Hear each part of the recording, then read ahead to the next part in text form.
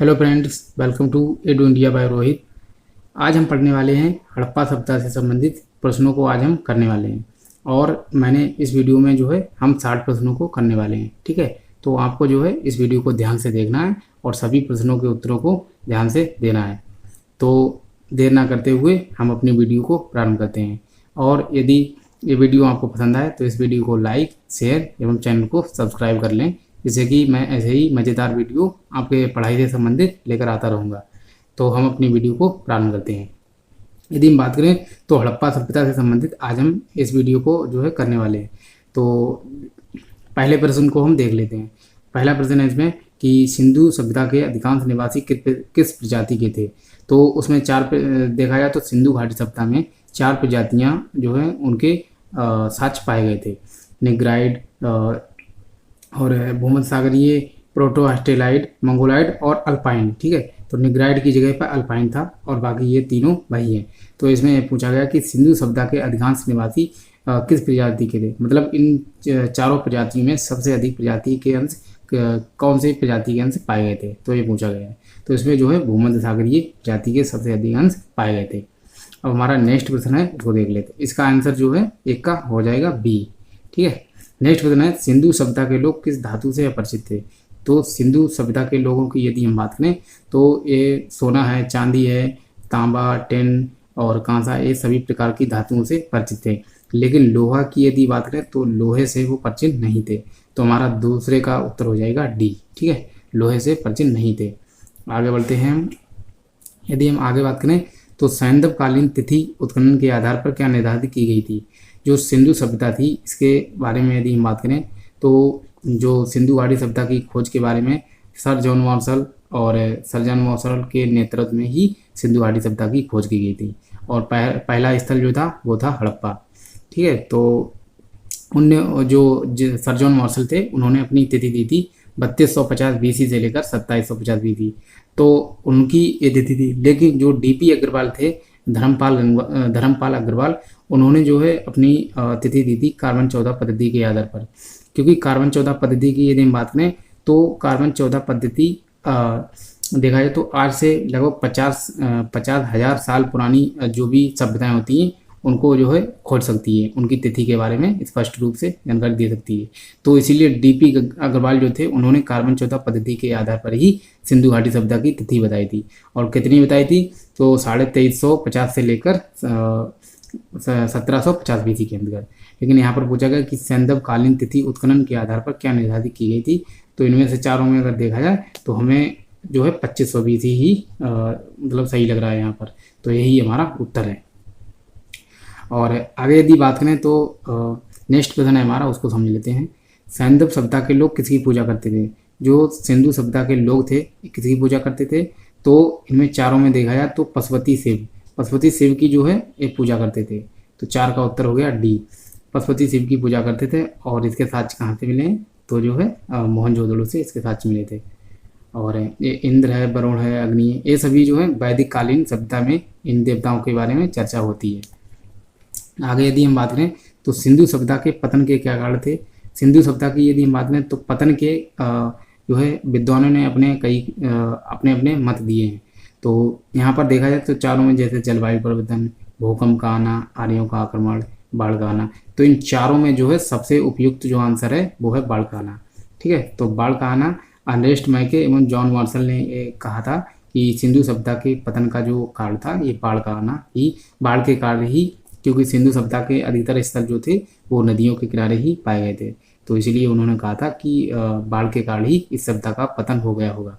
तो अनुमान के आधार पर ही कहा होगा। तो 5 का जो है उत्तर सी है। नेक्स्ट प्रश्न है, उसको समझ लेते हैं। सैंधव सभ्यता स्वरूप में थी। यदि हम बात करें तो सैंधव सभ्यता स्वरूप के बारे में जैसे पूछा गया है कि इसका स्वरूप कैसा था, तो समझते हैं। नगरीय सभ्यता थी, बिल्कुल सही है। और ग्रामीण सभ्यता ये गलत है, ग्रामीण सभ्यता नहीं थी। कृषि प्रधान, तो इस समय देखा जाए तो लोहे की खोज नहीं हुई थी। तो सैंधव सभ्यता जो थी वो पूर्ण रूप से कृषि पर आधारित नहीं थी। तो देखा जाए तो सबसे उपयुक्त जो उत्तर है वो ऑप्शन यही है। तो 6 का हमारा हो गया ए। और इसीलिए कहा जाता है कि सैंधव सभ्यता नगरीय सभ्यता के रूप में जानी जाती थी, क्योंकि यहाँ पर जो है ईंटों के साक्ष्य मिले हैं और पक्की एवं कच्ची ईंटों से घर बनाए जाते थे। तो नेक्स्ट प्रश्न है हमारा, सिंधु सभ्यता का ज्ञान हुआ। जो सिंधु सभ्यता थी इसका ज्ञान किस प्रकार से हो सकता है? अभिलेखों से। तो अभिलेख तो यहाँ पर प्राप्त ही नहीं हुए, उत्खनन से, हालांकि उत्खनन तो हुआ था, और सिक्कों से, साहित्य से। तो देखा जाए तो यहाँ पर जो है उत्तर हो जाएगा हमारा। तो यदि हम बात करें तो सिंधु सभ्यता का ज्ञान हुआ था, अभिलेखों से नहीं, और साहित्य से भी नहीं, उत्खनन, हालांकि उत्खनन के आधार पर ही सिंधु सभ्यता जो थी इसके बारे में ज्ञान प्राप्त हुआ था। जैसे हड़प्पा है, मोहनजोदड़ो है, लोथल है, और जितने भी स्थल यहाँ प्राप्त हुए थे वो जो है उत्खनन से ही उनके बारे में जानकारी प्राप्त हुई थी। तो इसका उत्तर हो जाएगा 7 का सी। और नेक्स्ट यदि हम बात करें तो सिक्के भी यहाँ नहीं मिले थे, और साहित्य का जो है यहाँ पर देखा जाए तो जो लिपि थी वो भावचित्रात्मक थी, और उसको जो है विद्वान अभी तक पढ़ नहीं पाए, तो साहित्य से भी कोई खास जानकारी नहीं मिलती है। नेक्स्ट हमारा, यदि हम नेक्स्ट प्रश्न की बात करें तो सिंधु घाटी सभ्यता में मोहनजोदड़ो का प्रमुख सार्वजनिक स्थल कौन सा है? तो इन चारों में यदि देखा जाए तो सिंधु घाटी मोहनजोदड़ो जो है यहाँ से अन्नागार में मिलता है, गोदीवाड़ा ये लोथल से मिलता है, और नगर दुर्ग और स्नानागार। देखा जाए तो सबसे अधिक सार्वजनिक स्थल जो था वो स्नानागार के रूप में ही जाना जाता है, और ये बहुत ही विशाल था स्नानागार। तो इससे भी प्रश्न पूछे जाते हैं। नेक्स्ट यदि हम बात करें तो आगे हम समझते हैं। नेक्स्ट हमारा प्रश्न है, यदि हम आगे बात करें तो सिंधु घाटी सभ्यता थी पितृसत्तात्मक, मातृ प्रधान और माता पिता के समान अधिकार एवं पुरोहित प्रधान। तो इन चारों में देखा जाए तो सिंधु घाटी सभ्यता जो थी वो मातृ प्रधान कही जाती है, क्योंकि यहाँ पर जो मूर्तियाँ मिली हैं, जैसे मातृ देवी की पूजा होती थी यहाँ पर, और उर्वरता की देवी की पूजा भी होती थी। तो इस प्रकार से देखा जाए तो सिंधु घाटी सभ्यता को मातृ प्रधान सभ्यता के रूप में जाना जाता है। और जो वैदिक सभ्यता, इसके आगे का जो चैप्टर है देखा जाए तो वैदिक सभ्यता हो जाती है आगे पितृ प्रधान, और सिंधु घाटी सभ्यता तो ये मातृ प्रधान। तो आप दोनों को ही समझ सकते हैं। और आगे नेक्स्ट यदि हम प्रश्न देखा जाए तो सिंधु सभ्यता का एक स्थल लोथल किस राज्य में स्थित है? तो लोथल की बात हो रही है। लोथल गुजरात के अहमदाबाद में स्थित है, गुजरात के अहमदाबाद में। और यदि बात करें तो 10 का हमारा उत्तर हो गया बी। लेकिन लोथल से समझ लेते हैं कुछ। लोथल एक बंदरगाह स्थल था, ठीक है। तो लोथल एक बंदरगाह स्थल था, और ये गुजरात के अहमदाबाद में स्थित है, और भोगवा नदी के किनारे स्थित था। और इसकी खोज जो है वो एस.आर. राव अर्थात रंगनाथ राव जो थे उन्होंने इसके खोजकर्ता या उत्खननकर्ता के रूप में जाने जाते हैं। अब समझ लेते हैं नेक्स्ट। तो नेक्स्ट प्रश्न है हमारा 11वां, निम्नलिखित में से कौन पुरातत्वविद मोहनजोदड़ो के उत्खनन से संबंधित है? तो जो मोहनजोदड़ो है इसकी यदि बात करें तो दूसरा खोजा गया स्थल जो था वो मोहनजोदड़ो ही था, और ये सिंध प्रांत में पाकिस्तान में पड़ता है, और इसके खोजकर्ता जो थे वो R.D. बनर्जी अर्थात राखालदास बनर्जी थे, ठीक है। तो और 1922 में इसकी खोज हुई थी, और ये पाकिस्तान के सिंध प्रांत में पड़ता है, सिंधु नदी के किनारे। जो भी बातें होंगी महत्वपूर्ण उनको हम पढ़ते जाएंगे, और आप इस वीडियो को एंजॉय करें, और एंजॉय के साथ इस वीडियो को हम पढ़ते जाएंगे। नेक्स्ट यदि हम बात करें तो जैसे इसमें दिया गया एस.आर. राव, तो रंगनाथ राव जो थे इन्होंने, इनकी यदि बात करें तो लोथल जो है लोथल की भी खोज जो है रंगनाथ राव ने की थी।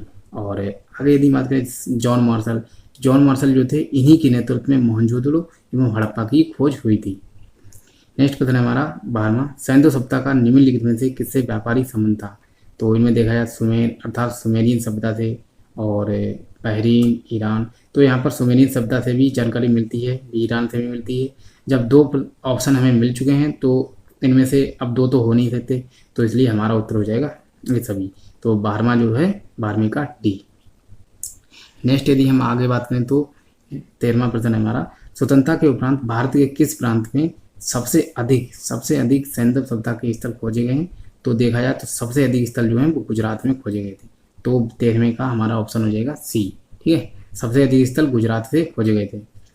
और आगे यदि बात करें नेक्स्ट प्रश्न है हमारा, निम्नलिखित में से कौन सी प्राचीन सभ्यताएं सिंधु सभ्यता की समकालीन थी? तो जो सिंधु सभ्यता थी, सिंधु सभ्यता के समकालीन जो थी मिस्र की सभ्यता भी थी, जिसे नील नदी की सभ्यता कहते हैं। मेसोपोटामिया की सभ्यता, जो कि इसकी यदि हम बात करें तो दजला फरात नदियों के किनारे थी। और सुमेरियन सभ्यता, तो ये जो मेसोपोटामिया की सभ्यता थी इसी के अंतर्गत जो है सुमेरियन सभ्यता थी। तो ये जो तीनों सभ्यताएं थी, ये तीनों सभ्यताएं जो है सिंधु घाटी सभ्यता के समकालीन थी। और एक सभ्यता है ग्रीक की सभ्यता, तो ग्रीक की सभ्यता सिंधु घाटी सभ्यता के समकालीन नहीं थी। आगे यदि हम बात करें तो किस पुरातत्वविद ने इस मत पर जोर दिया कि सिंधु सभ्यता जो सैंधव सभ्यता का विनाश आक्रमणकारी आर्यों ने किया था। तो ये मतलब किसने कहा था, ऐसा पूछा गया है। तो यदि हम बात करें तो जो विनाशकारी आक्रमणकारी आर्यों ने किया, इसमें जो उत्तर देखा जाए तो थे मार्टिन व्हीलर। ठीक है, मार्टिन व्हीलर ने ऐसा कहा था। और जो EJH मैके जो थे, इन्होंने मैके जॉन मार्शल ने जो है कहा था कि जो सिंधु सभ्यता थी ये बाढ़ के कारण जो है इसका मतलब ये समाप्त हो गई थी। नेक्स्ट यदि हम बात करें तो 16वां प्रश्न है हमारा, सैंधव सभ्यता का कौन सा स्थल समुद्र व्यापार का प्रमुख केंद्र माना जाता है। तो सिंधु सभ्यता का जो मतलब देखा जाए तो इनमें से चारों में जो है लोथल की यदि बात करें तो ये एक बंदरगाह था, और बंदरगाह के माध्यम से ही समुद्र व्यापार हो सकता है। तो लोथल जो था ये गुजरात में स्थित है, और इसके साथ साथ एक कुंतासी जो है वो भी एक बंदरगाह था, जो कि कुंतासी की यदि बात करें तो कुंतासी भी पड़ता है गुजरात में। तो लोथल एवं कुंतासी दोनों के दोनों बंदरगाह थे, दोनों के दोनों गुजरात में पड़ते हैं। तो 16वें का हमारा उत्तर हो गया डी। सैंधव सभ्यता मानव इतिहास के किस काल से संबंधित है। तो सिंधु सभ्यता जो थी इसकी यदि हम बात करें तो चारों में आप ऑप्शन देख सकते हैं, पुरापाषाण, नवपाषाण, ऐतिहासिक काल। तो इसमें जो हमारा उत्तर है 17वें का हो जाएगा डी, क्योंकि यदि हम बात करें तो सिंधु सभ्यता जो थी वो आद्य ऐतिहासिक काल से संबंधित थी, क्योंकि आद्य ऐतिहासिक में देखा जाए तो पुरातात्विक साक्ष्य भी होते हैं और जो है लिखित एवं साहित्यिक साक्ष्य भी होते हैं। लेकिन जो लिखित एवं साहित्यिक साक्ष्य प्राप्त होते हैं उनको ना मतलब पढ़ा नहीं जा सकता, इसके कारण जो है सिंधु घाटी सभ्यता को आद्य ऐतिहासिक सभ्यता के अंतर्गत रख दिया जाता है। तो आप समझ चुके होंगे। नेक्स्ट प्रश्न है हमारा, निम्नलिखित में कौन पुरातत्वविद हड़प्पा और मोहनजोदड़ो के उत्खनन से संबंधित नहीं है। तो हालांकि दो के बारे में तो आप बिल्कुल जानते होंगे, दयाराम साहनी जिन्होंने हड़प्पा की खोज की थी, और राखालदास बनर्जी, RD बनर्जी शॉर्टकट में लिखा हुआ है, तो इन्होंने मोहनजोदड़ो की खोज की थी।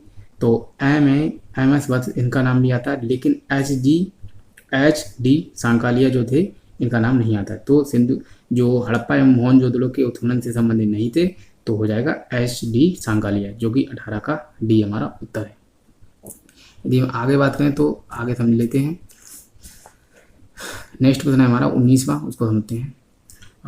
निम्नलिखित में से प्रसिद्ध कांस्य नर्तकी किस स्थान से प्राप्त हुई है। जो प्रसिद्ध कांस्य की नर्तकी की मूर्ति प्राप्त हुई थी ये मोहनजोदड़ो से प्राप्त हुई थी। तो हमारा 19 का हो जाएगा बी। ठीक है, तो 19वें का हो जाएगा उत्तर बी। नेक्स्ट यदि हम बात करें तो सैंधव सभ्यता के किस स्थल से घोड़े के अवशेष प्राप्त हुए हैं। तो घोड़े की यदि बात करें तो जो है घोड़े के अवशेष प्राप्त हुए थे सुरकोतला से, घोड़े की हड्डी की साक्ष्य सुरकोतला से प्राप्त हुए थे। और यदि हम बात करें तो घोड़े के जो अवशेष हैं वो बात करें तो धौलावीरा से भी प्राप्त हुए थे। ठीक है, हालांकि जो देखा जाए तो ऑप्शन में सुरकोतला हो तो आप इसे ही उत्तर दें, और हालांकि प्राप्त धौलावीरा से भी घोड़े के साक्ष्य प्राप्त हुए थे। ठीक है, तो उसे भी आप याद कर सकते हैं। सिंधु घाटी सभ्यता के बारे में एक सही कथन बताइए। तो आगे हम देखते हैं, तो सिंधु घाटी सभ्यता के बारे में सही कथन बताइए। तो इसमें हम देखते हैं कि कौन सा कथन सही है। यहाँ ऑप्शन ए है, यहाँ शहरी जीवन था, ये बिल्कुल सही है। जो विदेशी व्यापार था उन्नति पर था, ये भी ठीक है। और माता देवी की पूजा प्रचलित थी, तो ये भी ठीक है। तीनों ही कार्य जो है यहाँ पर होते थे, अर्थात शहरी जीवन भी था, विदेशी व्यापार उन्नति पर था, और माता देवी की पूजा भी प्रचलित थी। तो उपरोक्त जो है सभी कथन सही हैं। तो जो है 21वें का हो जाएगा डी। ठीक है, तो आप इसको भी उत्तर उसका जो है डी है। नेक्स्ट यदि हम बात करें तो मोहनजोदड़ो कहाँ पर है। मोहनजोदड़ो के बारे में हम कई बार पढ़ चुके हैं। तो जो है मोहनजोदड़ो के बारे में तो ये सिंध प्रांत में पड़ता है, और सिंध प्रांत कहाँ है तो पाकिस्तान में है। और उसकी खोज जो है मोहनजोदड़ो की राखालदास बनर्जी ने 1922 अर्थात 1922 में की थी। अब आगे हम समझ लेते हैं। सिंधु घाटी सभ्यता के लोग जो थे कैसे थे। सुमेरिया के साथ व्यापारी संबंध रखते थे, ताम्र सिक्के का प्रयोग करते थे, किसी धर्म का अनुसरण नहीं करते थे, और दास प्रथा अपनाते थे। तो इनमें चारों में देखा जाए तो चारों को हम समझते हैं। सुमेरिया के साथ व्यापारी संबंध रखते थे, बिल्कुल सही है, और यही हमारा उत्तर है। लेकिन हम चारों को पढ़ लेते हैं। ताम्र सिक्कों की यदि बात करें तो तांबे का तो प्रयोग होता था, लेकिन सिक्के का कोई भी वजूद ध्यान नहीं मिलता है, तो ये ऑप्शन होगा गलत। किसी धर्म का अनुसरण नहीं करते थे, हालांकि सिंधु घाटी सभ्यता के लोग धर्म का अनुसरण करते थे। माता देवी की पूजा, उर्वरता की देवी की पूजा और पशुपति शिव की पूजा, लिंग में योनि की पूजा, प्रकृति की पूजा, मतलब कई सारी पूजाएं जो हैं यहाँ पर होती थी। तो ये नहीं कहा जाता था कि किसी धर्म का अनुसरण नहीं करते थे, तो ये ऑप्शन भी गलत हो जाएगा। और दास प्रथा अपनाते थे, तो दास प्रथा अपनाने का अर्थ है यहाँ पर हालांकि मौजूद थी लेकिन दास प्रथा अपनाते थे, ये भी कहना गलत है। तो सिंधु घाटी सभ्यता के लोग जो थे वो सुमेरिया के साथ व्यापारिक संबंध रखते थे, ये हमारा सबसे उचित आंसर है। और आगे यदि हम पढ़ें तो देख लेते हैं, निम्नलिखित में से किस वस्तु का अंकन सिंधु सभ्यता के मोहरों पर प्राप्त नहीं है।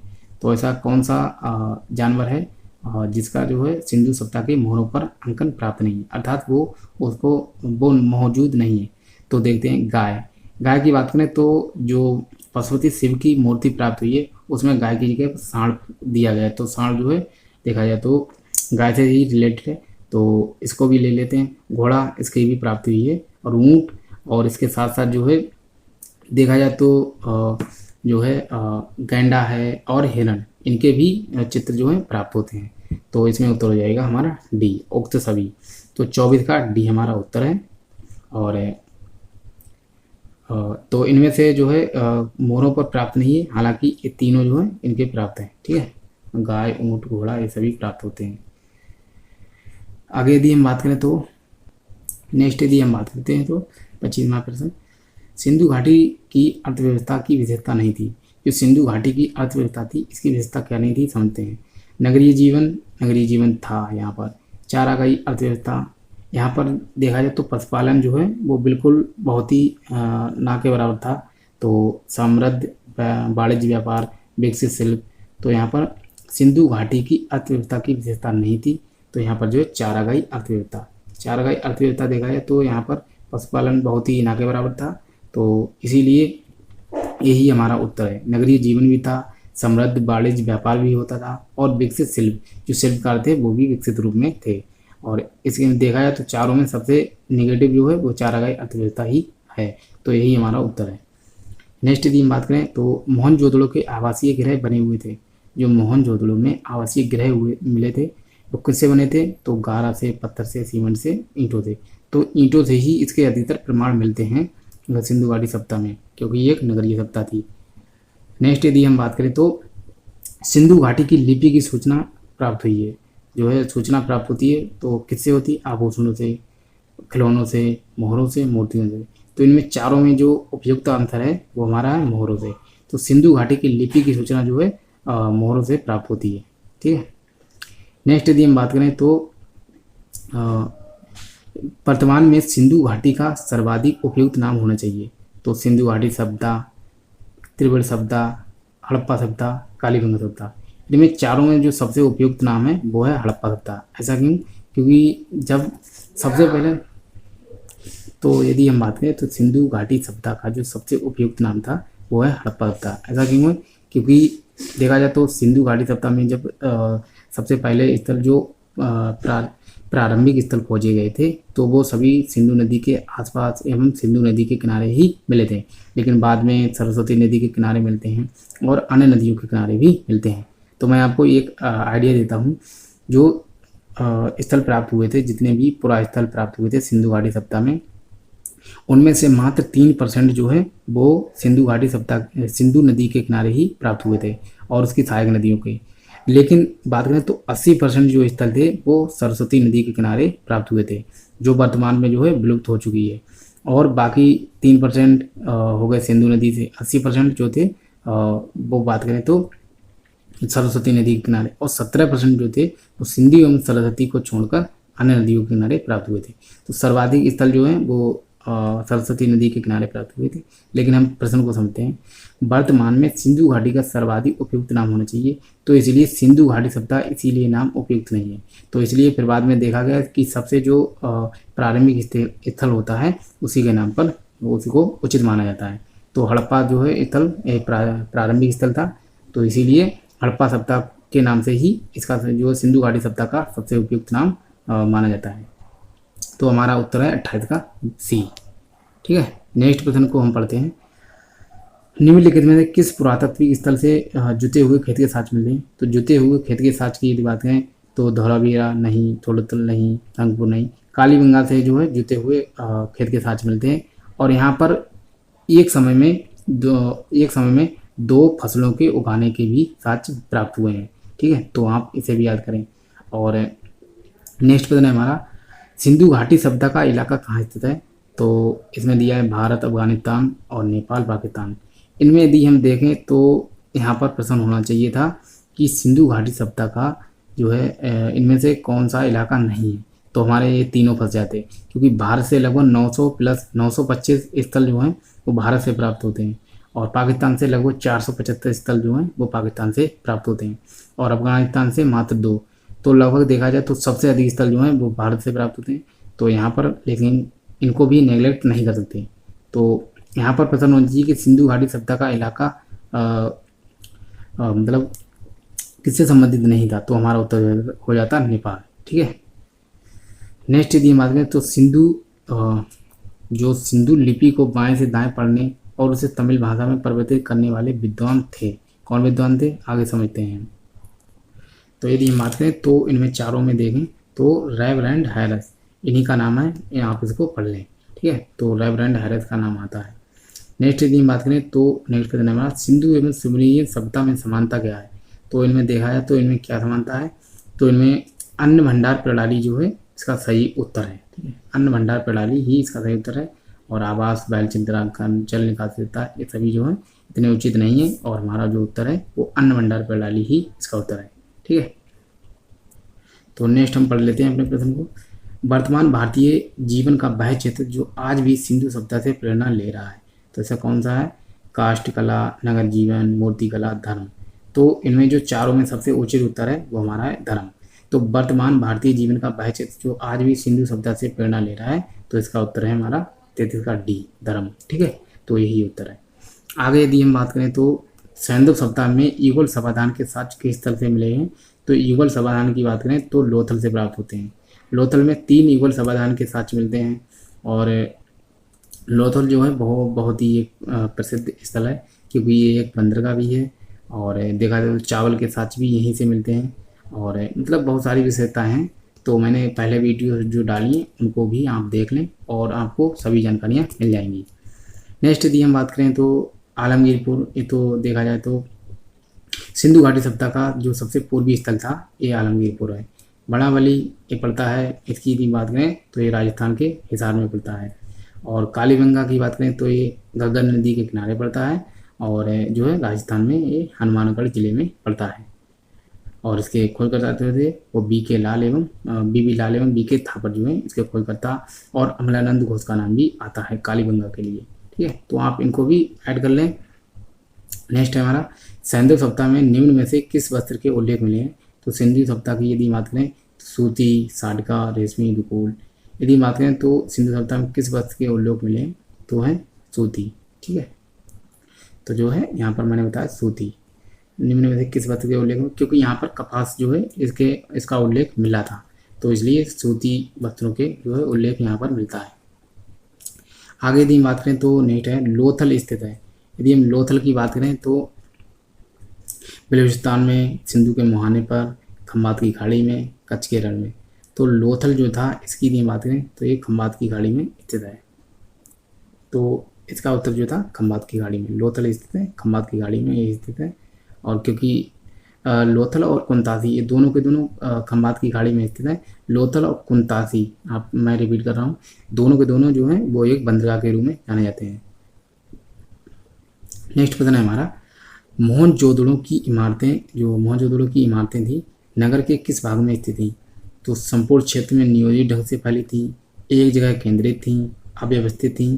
तो इनमें से कौन सा उत्तर सही है? देखा जाए तो सबसे उपयुक्त जो है वो पहला ही उत्तर है। संपूर्ण क्षेत्र में नियोजित ढंग से फैली हुई थी मोहनजोदड़ो की इमारतें, एक जगह केंद्रित थी नहीं, अव्यवस्थित थी ये भी नहीं। तो इनमें से जो है पहला ही ऑप्शन सबसे उचित है। प्रसिद्ध पशुपति मोहर कहाँ से मिलती है? जो प्रसिद्ध पशुपति की मोहर है इसकी यदि हम बात करें तो कहाँ से मिलती है? मोहनजोदड़ो से। पशुपति शिव जो हैं इनकी पूजा जो है होती थी सिंधु घाटी सभ्यता में, और मोहनजोदड़ो से इसके जो है साक्ष्य प्राप्त हुए हैं। नेक्स्ट है हमारा प्रश्न, उसको समझ लेते हैं। यदि हम आगे बात करें तो हड़प्पा कालीन व्यापार होता था, जो हड़प्पा कालीन व्यापार था ये ईरान से भी होता था, इराक, रोम, चीन, एक मतलब इसमें ऑप्शन दिए गए। तो सबसे उपयुक्त यदि हम बात करें तो इसमें जो है रोम से तो कोई भी साथ नहीं मिले। चीन, हालांकि चीन से थोड़े बहुत साथ मिलते हैं, लेकिन यहाँ पर जो सबसे उपयुक्त है हमारा जो हमारी हड़प्पा सभ्यता का जो व्यापार था ये ईरान और इराक से होता था।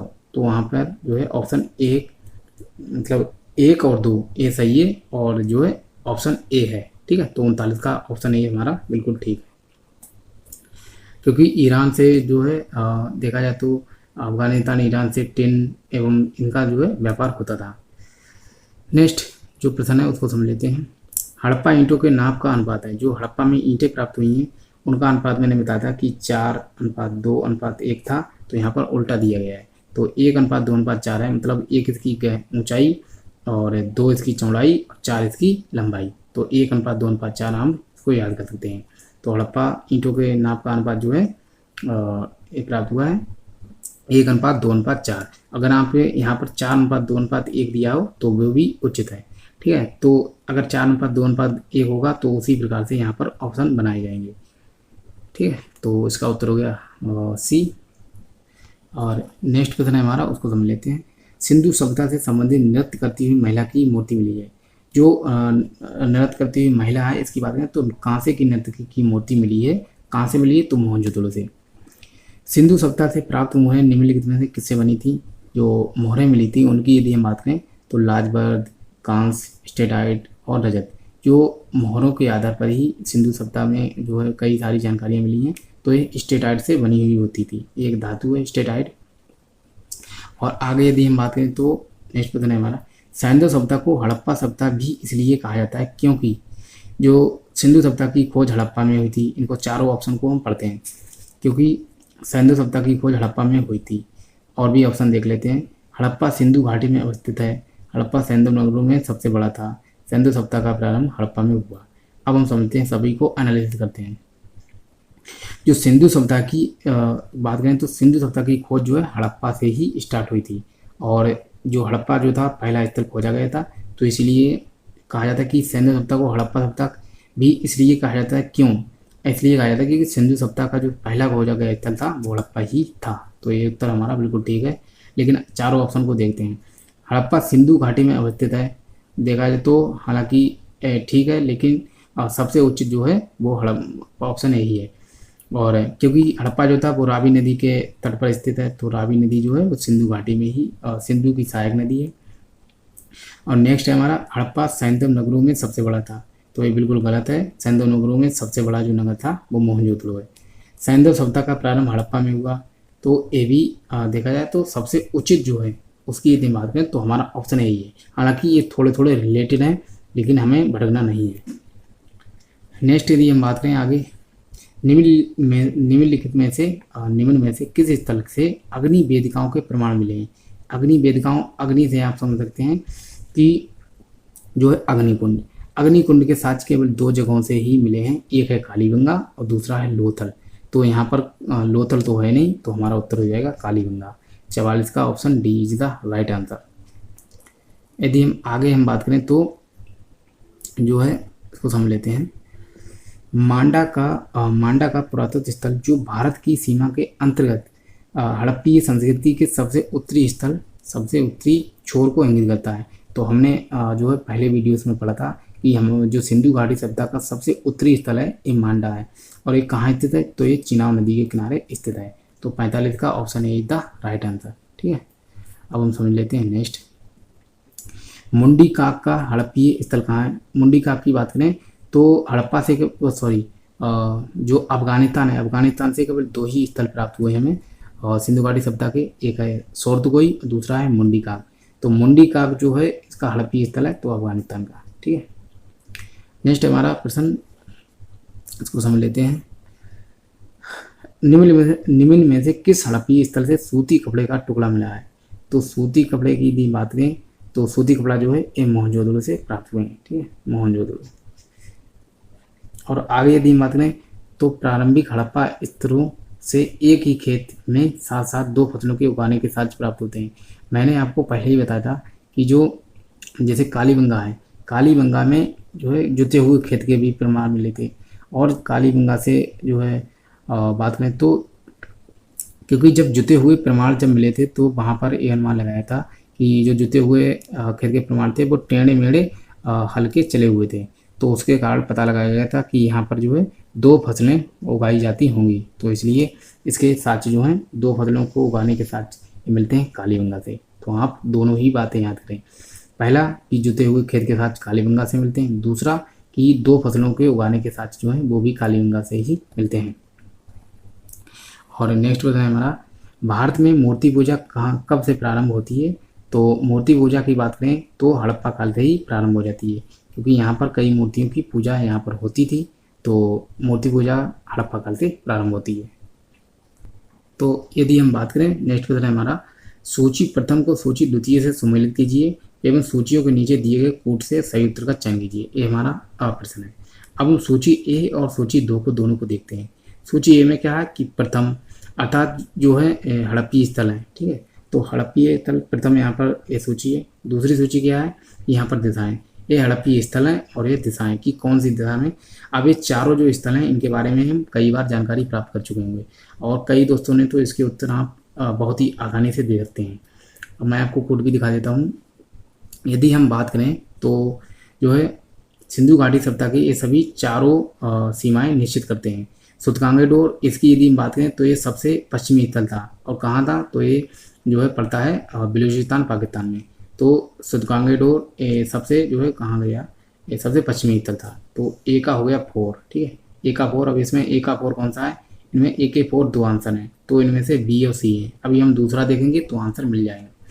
आलमगीरपुर ए देखा जाए तो सिंधु घाटी सभ्यता का सबसे पूर्वी स्थल था, तो बी का 1। अब इनमें थे बी का 1 देखिए और 4 का, तो इनमें देखा जाए तो बी का 1 इसमें आता है। और तो यहाँ से आप अनुमान लगा सकते हैं कि हमारा जो बी है यही ऑप्शन ठीक है, ठीक है। तो ए का हो गया 4, देखते हैं यहाँ पर ए का 4, ठीक है। और बी का 1, बी का यहाँ पर 1 कहाँ पे मिलता है, तो ऑप्शन बी में ही मिलता है, ठीक है, आप देख भी सकते हैं। और तीसरे की ये दायमाबाद, ये सबसे दक्षिणी स्थल था, तो दक्षिणी सी का हो जाएगा 2। अब आप यहाँ पर देख भी सकते हैं ये जो सी का 2 है ये केवल ऑप्शन बी में ही मिलता है।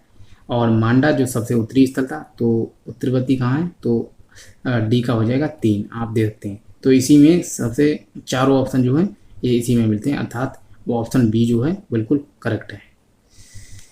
और आगे यदि हम बात करें तो नेक्स्ट प्रश्न जो है हमारा, जो नेक्स्ट क्वेश्चन है उसको समझ लेते हैं। हड़प्पा संस्कृति का वह कौन सा स्थल है जहां दुर्ग तथा निचला नगर अलग अलग प्राचीरों से घिरे हुए थे? तो एक प्रश्न पूछा गया है।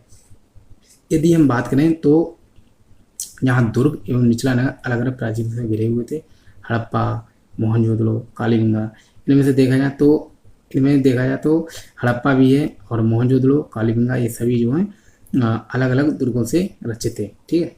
तो कालीबंगा जो था इसकी यदि हम बात करें तो ये कालीबंगा जो था ये किसी भी दुर्ग से रचित नहीं था, ठीक है। और हड़प्पा और मोहनजोदड़ो इनकी यदि हम बात करें तो मैं आपको एक बार रिपीट कर देता हूँ, शायद मैंने गलत बता दिया। हड़प्पा संस्कृति का वह कौन सा स्थल है जहाँ दुर्ग तथा निचला नगर अलग अलग प्राचीरों से घिरे हुए। प्राचीर क्या होते थे, ये मतलब बाउंड्री होती थी, इसके माध्यम से दुर्ग मतलब उस दुर्ग को रचित दिया जाता था, अर्थात जो नगर होता था उसको रक्षा प्रदान करने के लिए ये बनाए जाते थे। तो मैं आपको बता दूँ, हड़प्पा जो है और मोहनजोदड़ो है, कालीबंगा।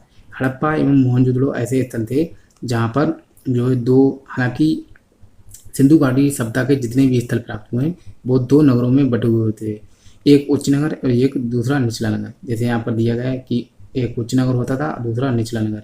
तो जो कालीबंगा है ये अलग अलग इसके जैसे एक हो गया पश्चिमी, एक हो गया पूर्वी, ये दोनों जो स्थल नगर होते थे तो वो दोनों अलग अलग दुर्गों से या प्राचीरों से रचित होते थे, अर्थात घिरे हुए होते थे। तो यहाँ पर कालीबंगा जो है सबसे उचित है। और मैं आपको और भी बता दूँ, जो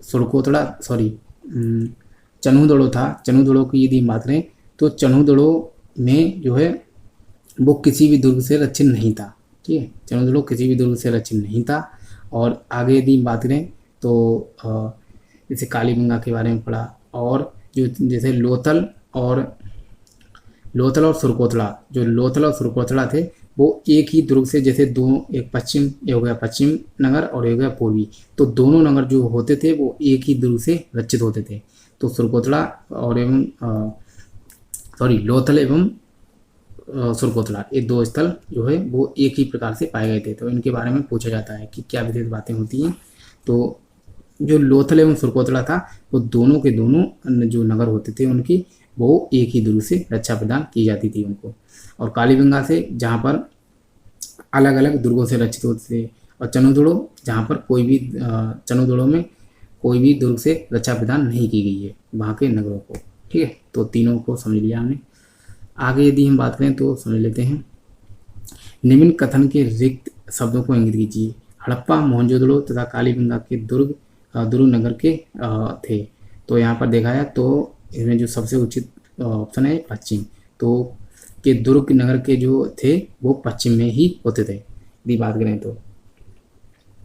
जैसे कालीबंगा है, मोहनजोदड़ो है, हड़प्पा है। मैंने आपको बताया कि सिंधु घाटी सभ्यता के अधिकतर जो स्थल थे वो दो नगरों में बटे हुए होते थे, और जो पश्चिमी नगर होता था वो दुर्ग से रक्षित होता था। तो यही यहाँ पर पूछा गया है। तो दुर्ग नगर के पश्चिम में स्थित था, ये ऐसे करके पूछा गया है। नेक्स्ट यदि हम बात करें तो यहाँ पर 52 का हो गया बी। किस प्रदेश के हड़प्पाकालीन पुरास्थलों से धान की खेती के प्रमाण मिले हैं? तो धान की खेती के जो प्रमाण थे उनकी यदि बात करें तो लोथल से चावल के साथ मिले, और रंगपुर से धान की भूसी के साथ मिले, और दोनों के दोनों गुजरात में स्थित हैं। ठीक है, नेक्स्ट यदि हम प्रश्न की बात करें तो सैंधव व्यापारिक केंद्रों से मेसोपोटामिया के साथ व्यापार किस मध्यस्थ बंदरगाह से होता था? तो एलम, मेलुआ, ओमान, रेलमुन, और देखा जाए तो एक चौथा जो ऑप्शन है रेलमुन, इसकी बात करें तो यही हमारा उत्तर है। ठीक है, हालांकि ये थोड़ा प्रश्न जो है कठिन है। तो सैंधव व्यापारिक केंद्रों से मेसोपोटामिया के साथ व्यापार जो होता था ये मध्यस्थ बंदरगाह के रूप में रेलमुन को जाना जाता था। आगे यदि हम बात करें तो हड़प्पा के विशाल टीलों की ओर सर्वप्रथम ध्यान किसने दिया था? तो मैंने आपको बताया था कि सिंधु घाटी सभ्यता या हड़प्पा सभ्यता की जो पृष्ठभूमि है इसके बारे में सबसे पहले जो जानकारी है वो दी थी चार्ल्स मैसन ने। कब दी थी? तो 1826 में। इनको आप बिल्कुल भी ना भूलें। और इनकी ये पत्रिका थी नैरेटिव ऑफ जर्नी, और उसके माध्यम से इन्होंने जो है प्रचार प्रसार किया था कि यहाँ पर कोई सिंधु घाटी सभ्यता है, लेकिन इन्होंने जो है एक बेसिक जानकारी दी थी और खोज के बारे में इन्होंने ज़्यादा ध्यान नहीं दिया था। तो नेक्स्ट क्वेश्चन की यदि हम बात करें तो हमारा सूची प्रथम को सूची द्वितीय से सम्मिलित करें एवं सही उत्तर नीचे दिए गए कूट से चुनिए।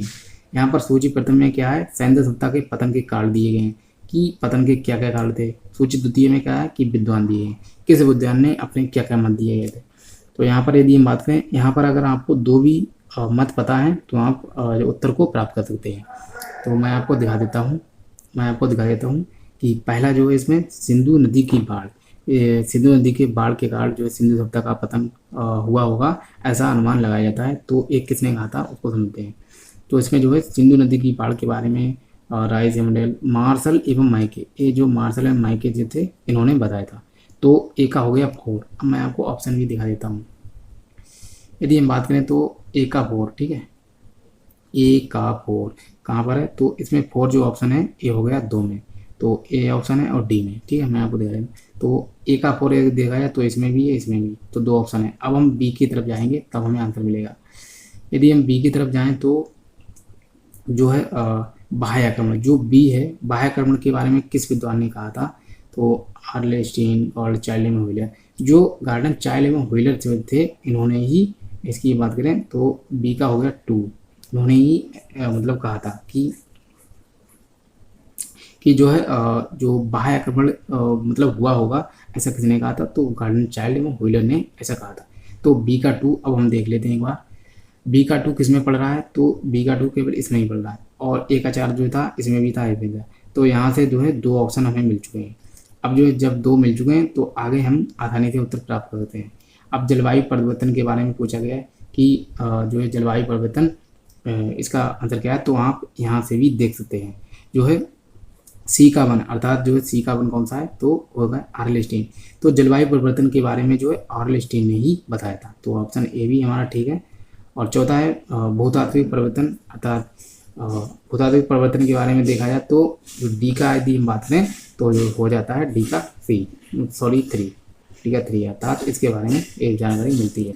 तो इसके बारे में देखा जाए तो हमारा जो ऑप्शन है ये बिल्कुल डी बिल्कुल सही है। ठीक है, डी, ए का 4, बी का 2, सी का 1 और डी का 3। नेक्स्ट यदि हम आगे बात करें तो हमारा प्रश्न है उसको हम लेते हैं। मोहरों के अतिरिक्त हड़प्पा सभ्यता की लिपि के नमूने प्राप्त हुए हैं। तो मोहरों के अतिरिक्त हड़प्पा सभ्यता की लिपि के नमूने कहाँ से प्राप्त हुए? तो ईंटों से, मूर्तियों से, मनकों से, मृदभांडों से। तो ईंटों से जो है देखा जाए तो सबसे अधिक जो है ईंटों से ही हमें प्राप्त होते हैं, मृदभांडों से भी, मूर्तियों से। हालांकि ये चारों हमें प्राप्त हुए हैं, लेकिन जो सबसे उचित यहाँ पर उत्तर है मोहरों के अतिरिक्त हड़प्पा सभ्यता की लिपि के नमूने प्राप्त हुए हैं तो मृदभांडों से। ठीक है, मृदभांड अर्थात जो मिट्टी के बने हुए बर्तन होते थे उनके माध्यम से हमें पता लगा था। नेक्स्ट यदि हम बात करें तो सिंधु सभ्यता में कौन सी चीज़ें अपनाई गई थी? जो सिंधु सभ्यता है यहाँ पर कौन कौन सी चीज़ पाई गई थी? तो अन्नागार पाए गए थे। अन्नागार की बात करें तो अन्नागार जो है वो हड़प्पा से भी प्राप्त होते हैं और मोहनजोदड़ो से भी प्राप्त होते हैं। तो मंजिला भवन ये भी प्राप्त होते हैं और स्नानागार, क्योंकि कई स्थलों से जो है सीढ़ियों के जो है साक्ष्य मिलते हैं। तो अनुमान लगाया गया था कि सीढ़ियाँ जब, क्योंकि जब 2 मंजिला भवन होगा तभी सीढ़ियों की जरूरत पड़ती है, तो इसीलिए सीढ़ियों के माध्यम से अनुमान लगाया गया था कि 2 मंजिला भवन यहाँ सिंधु घाटी सभ्यता में रहे होंगे। तो 2 मंजिला भवन के भी साक्ष्य मिलते हैं। और स्नानागार जो देखा जाए तो जो मोहनजोदड़ो है, मोहनजोदड़ो से सबसे बड़ा स्नानागार मिलता है, अर्थात विशाल स्नानागार के साक्ष्य मोहनजोदड़ो से मिलते हैं।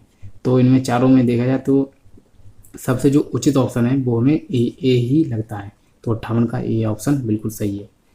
नेक्स्ट यदि हम बात करें तो अब हम 2 ही प्रश्न करेंगे, इसके बाद जो बचे कुछ हैं वो नेक्स्ट वीडियो में हम पढ़ लेंगे। सिंधु सभ्यता का तिथिक्रम सर्वप्रथम किससे निर्धारित किया गया था?